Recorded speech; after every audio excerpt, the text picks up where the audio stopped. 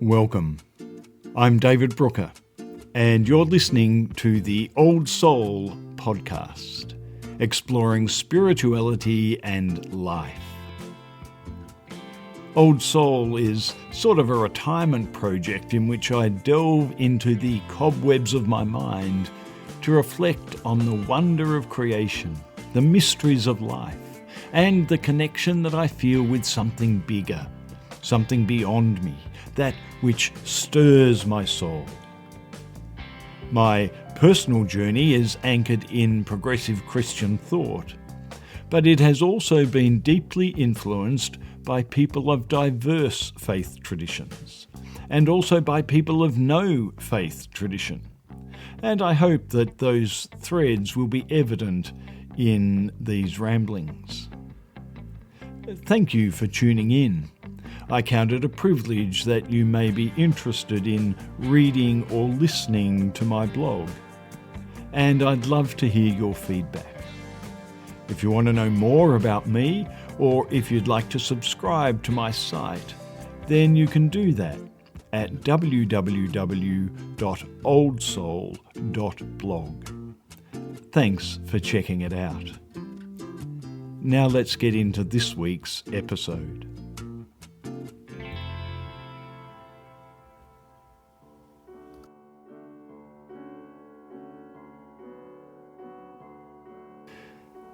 Greetings. David Brooker with the Old Soul podcast, episode 10. And it has the rather cryptic title, Good Friday and the LGBTIQ+ Enigma. So, the federal government has announced this week that, contrary to previous advice, they will not be changing the 2026 census form to include people who identify as LGBTIQ+. Back in 2021, the Australian Bureau of Statistics issued a formal apology after it was revealed that many LGBTIQ+ people were not counted in the 2021 census because it did not include questions on gender identity and sexual orientation. So a working party was established to investigate and then to propose new questions for inclusion in the 2026 census, with the federal government anticipating that it would reshape the census form accordingly. Well, much to the chagrin of the LGBTIQ+ community and of others, it has now stepped back from that intention. I recently signed the Equality Australia Count Us In petition, in the hope that the government may yet agree to edit the form. But my primary question at this point, and the focus of today's podcast, is why this change of heart? Surely the inclusion of these questions would be affirming of the LGBTIQ+ community and provide useful data for present and future planning and service delivery. So why not collect it? Why has the government reneged on its initial intention? To this point, the government has provided no rationale for its decision. The Assistant Minister for Treasury, Andrew Leigh, confirmed in an interview with the ABC that the choice not to change topics is the decision of the government, but he gave no justification for that decision. Which leads me to wonder what influences or lobby groups are at play in this process. Is the decision a reflection of the creeping conservatism that appears to be impacting governments around the world? Or are there some particular voices or interests whispering in government ears?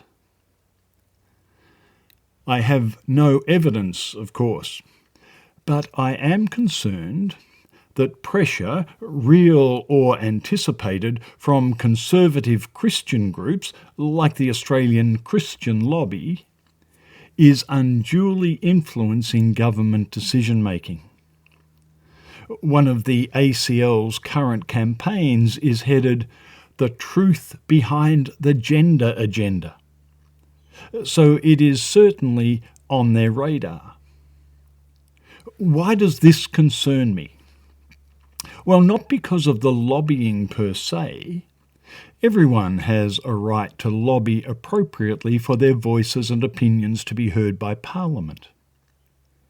But rather because the ACL purports to represent the Christian Church, when in fact it represents just a segment of it.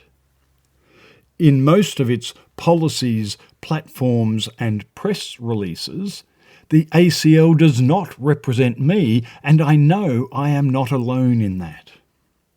So it is a concern if the government places more weight than is warranted on the opinions and attitudes of groups like the Australian Christian Lobby. And it begs a broader question. How is it that the Christian Church has become known more for what it's against than what it's for? More for its "thou shalt not" than its "do this"? More for its judgment than its grace? More for its rules than its love? How did that happen? How did a faith system founded on the values of justice and love, a faith system intended to be life-giving, end up being so apparently life-denying? Well, here's my perhaps radical theory.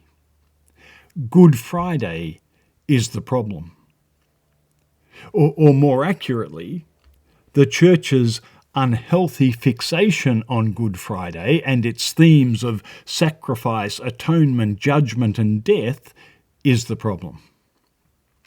I mean, the early Christian Church so idealised, even idolised Good Friday, that they adopted its cruel and gruesome emblem, the cross, as their logo.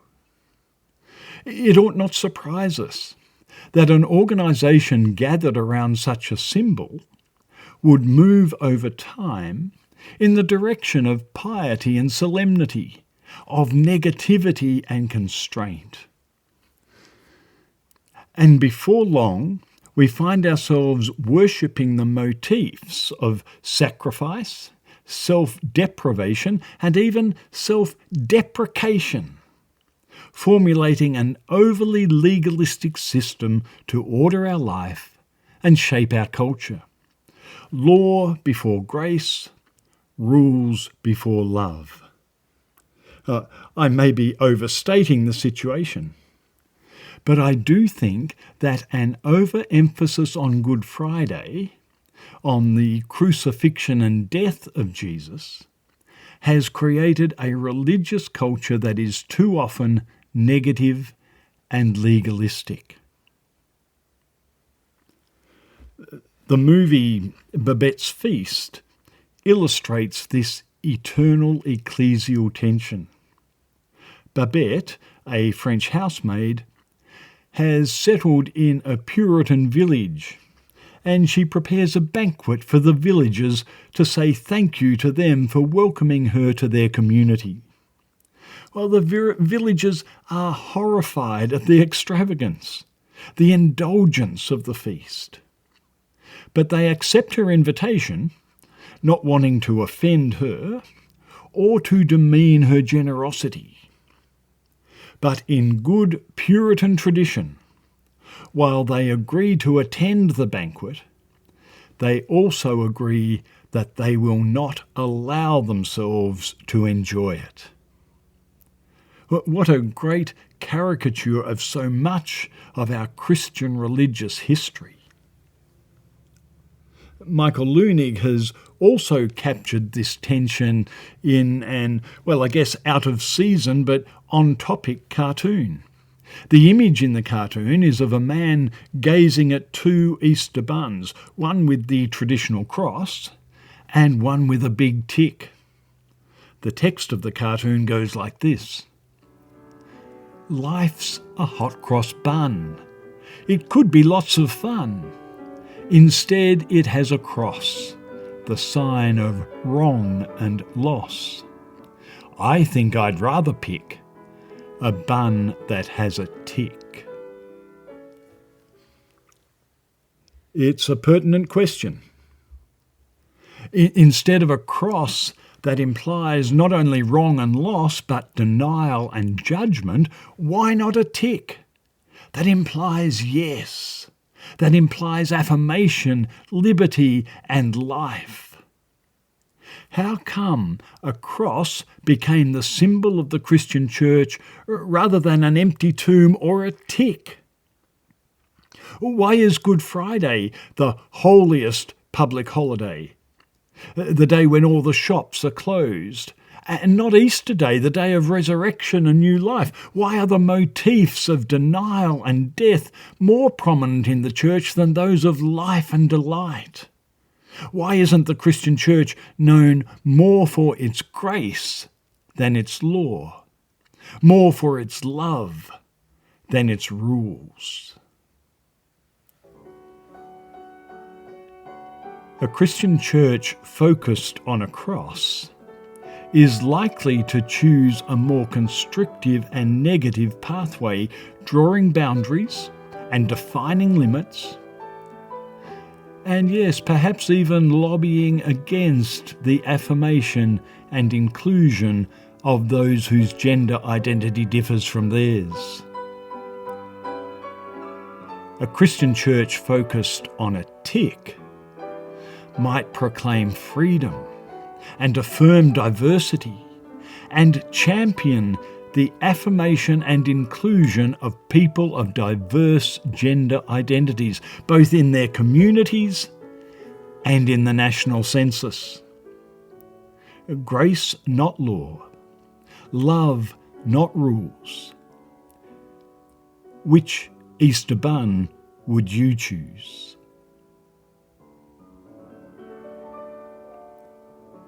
This is David Brooker. Thank you for listening to the Old Soul podcast. Well, that's it for this podcast. Thanks for sticking it out to the end. I do hope you found it worthwhile.